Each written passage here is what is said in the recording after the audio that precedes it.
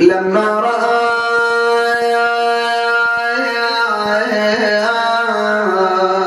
السبط أصحاب الوفاء قتلوا نادى أبا الفاضل أين الفارس البطل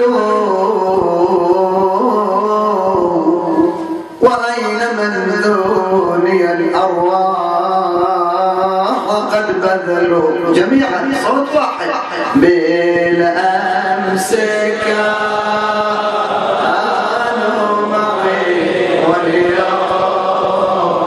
أنا مرة ثانية سمعوني بارك الله فيكم بالأمس كانوا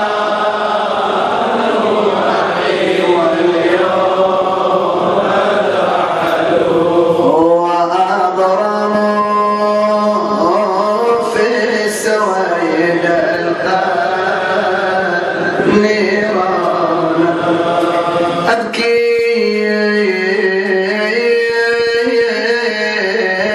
عليهم بدمع ليس ينقطع مدى الزمان ولا عن ذاك أمتنع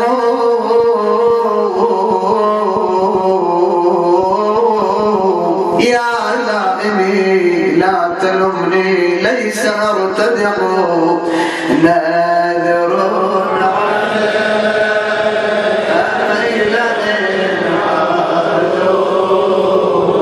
هذا لسان الحسين يحتاج أعلى أعلى ناذر على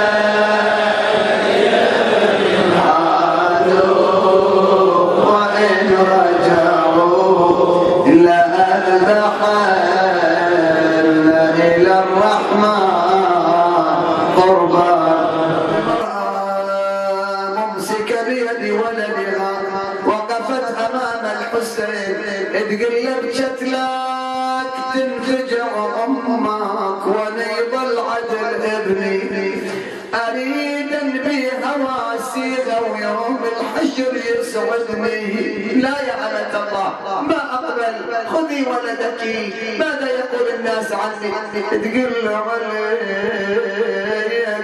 عليك وظل أمك الزهر قسم الضلع يا شباب ليلة جمعة وعندكم حوائج اقسموا عليهم الضلع المكسور اللي هو بداية المصايب عليك بظل أمك الزهراء بظني لا تخيبني جزاهم خير عندي ودار على الولد عينه صاح من وحامينه ودي وجاهد دون هالعين وسجر بالحرب نار حسين يا حسين حسين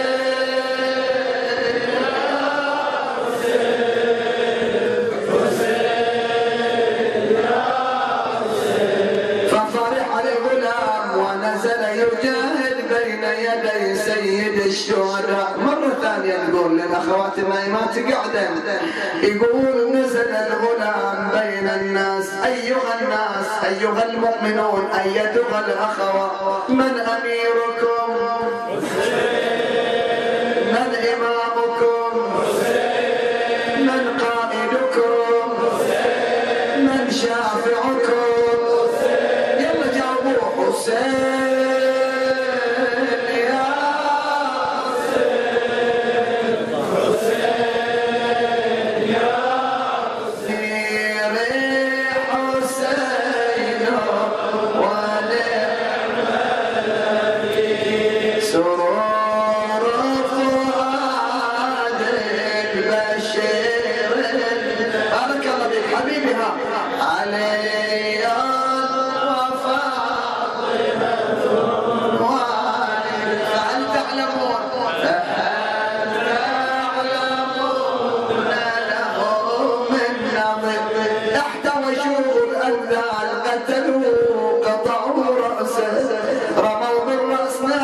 المخيم الأم جالسة تدحرج الرأس قامت الأم الحنونة فرأت رأس ابنها الصغير مفتح العينين متبسم الشفتين رفعت وأماطت الدمع عن وجهه انحنت رسمت على شفتيه قبلة وقالت ولدي بيض الله وجهك كما بيضت وجهي عند فاطمة الزهراء على ذيك الشمال يا مطبل طلع عباس البطل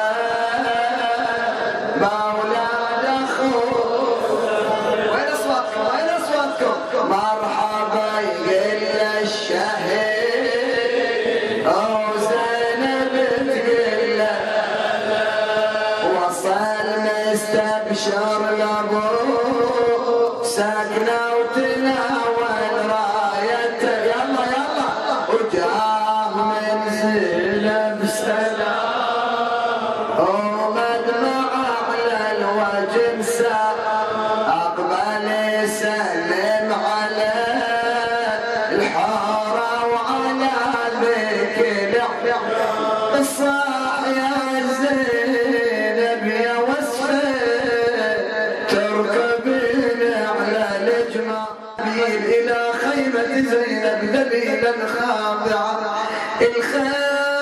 الخيمه معتمه وسلم ومن الروح مألومه الوجد قام يصيح يا زينب المظلومه يا معنى الهزل تمشين ميسره ومهضومه ومعنيت حرمله يباري وراسي معلق تشوفي ابركم الغوت يضربي وين تروحي وتروحين لابن زياد والطبين الصيوان اذا بزينب تنادي بهذا اخبرني اخي البارحه ولكن يا حبيب الله الله في الغريب يا حبيبي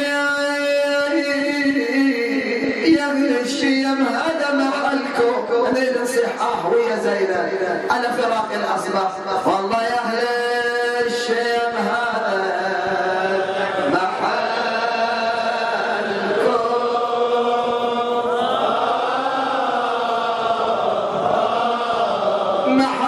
محلكم الى الموت تنخر غممكم والله ما في ناس بيكرم منكم حسين حسين يا حسين على شباب انتم تعبانين انا اتعب اكثر منكم ما شاء الله ما في ناس بيكرم منكم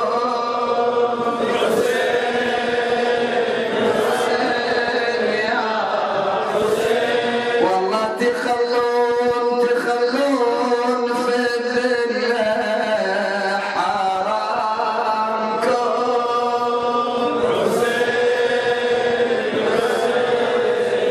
أكرم الله أجوركم وصار يوم عاشوراء فتقدم حبيب بين يدي الحسين وهو ينادي والله يا بنت النبي لا قطع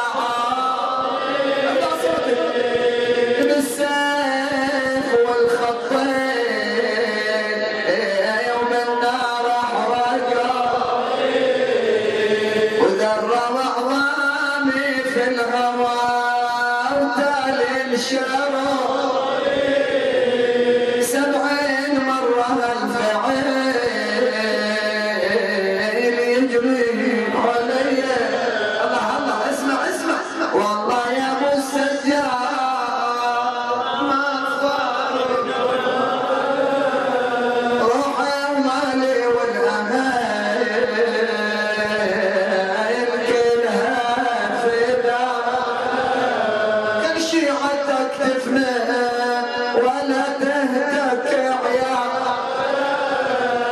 عظم الله اجوركم بينما الحسين يصلي باصحاب صلاه الظهر والخوف واذا باللعين الحسين بن نمير يقول صل يا حسين فإن صلاتك لا تقبل. غضب حبيب قال ألا تقبل صلاة ابن رسول الله وتقبل صلاتك أنت يا ابن البوال على عقبه. إذن لي يا مولاي فإني أردت الصلاة مع جدك رسول الله في الجنة.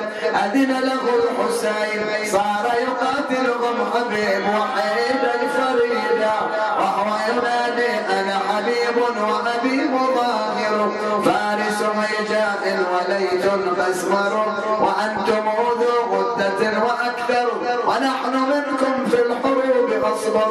عظم الله أجوركم. بينما هو يقاتل برز إليه لمين وغرز خنجره في صدره. أيوا حبيبا وسيدا بينما هو يعالج ذلك الخنجر وانبعاث الدم وإذا بآخر شغر السيف عاليا وهوى به على راسه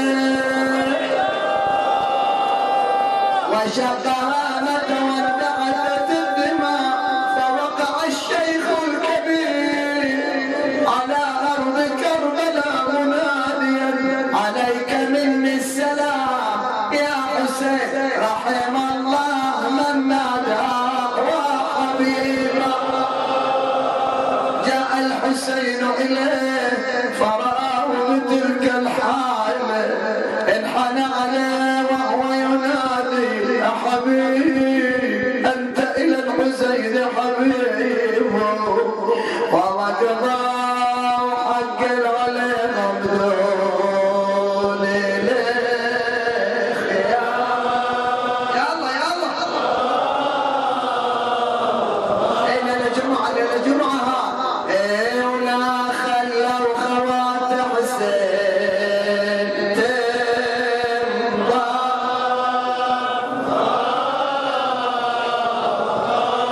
بس ما تهاوى وتفايض منهم الغام وهوى مثل مغوى النجم من خط. مطلوب مني اقرا كم من هالبيت والا انتهى المجلس. عنده ولد اسمه القاسم يهود والرؤوس صار يمشي ورا صاحب الراس راس ابوه على رقبه الفرس والفرس تضربه بركبتيها ورا الفارس يمين وياه. قال له شو تريد يا ولد؟ قال له هذا الراس لمن؟ قال له وما شأنك روح.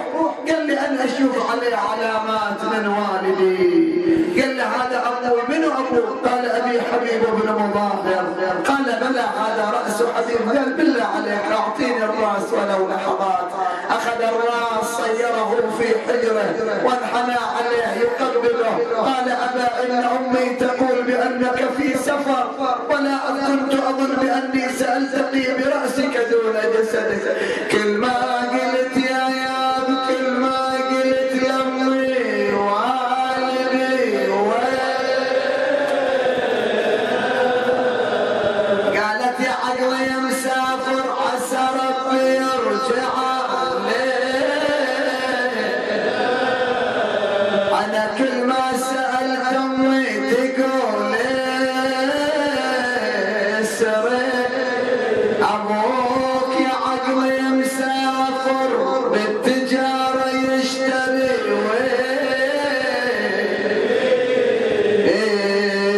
راسك لفاني الأبو والجسد في وين. صيحوا مظلوم يا أبويا محروم يا أبويا مظلوم يا أبويا محروم. جاوب حبيب مقلته بالدمع هامي بعت وشريت بموجتي في محبتي ما ومظلوم يا أبو. جاوبني محروم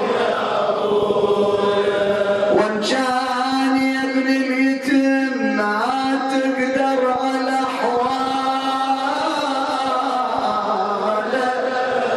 دير النظر عايل يتامى حسين وطفال